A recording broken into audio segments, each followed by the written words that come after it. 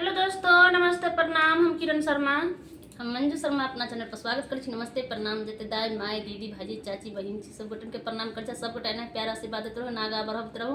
एके साथे सबके प्रणाम करे, छोड़त नहीं के करो। और हम दोनों देवरानी जेठानी बहुत प्यारा से बेटी विवाह गीत बनावे जा रहल छी। अहाँ सब जरूर सुनब, जरूर कमेंट करब, लाइक करब, शेयर करब। बहुत दर्द भरा बेटी विवाह गीत गावा जा रहल छै, सब जरूर सुनबे। और फूल वाच के कहाँ सब गीत के सुनो। बहुत दर्द भरा बेटी विवाह गीत छै। बेटी के जन्म तो सही में माय बाप दै छथिन, लेकिन कर्म बेटी के अपन होय छै, भाग अपन होय छै। किनका माय बाप के मन होय छै कि अपना बेटी के हम अमरुक चाहे अनपढ़ जमाई हम कह दी, चाहे भिखारी बर कह दी। सबके इच्छा रहे छै कि अपना जोगर समझी, अपना जोग समझी या बेटी जोगर जमाई जरूर भेंटे। लेकिन गीत के माध्यम से हम सब जरूर सुनू, जरूर लाइक कमेंट करो। बहुत प्यारा सा बेटी विवाह गीत है, यहाँ सब जरूर सुनबे। बहुत दर्द भरा बेटी विवाह गीत है, पूरा फूल वाच के सुनबे। अंगना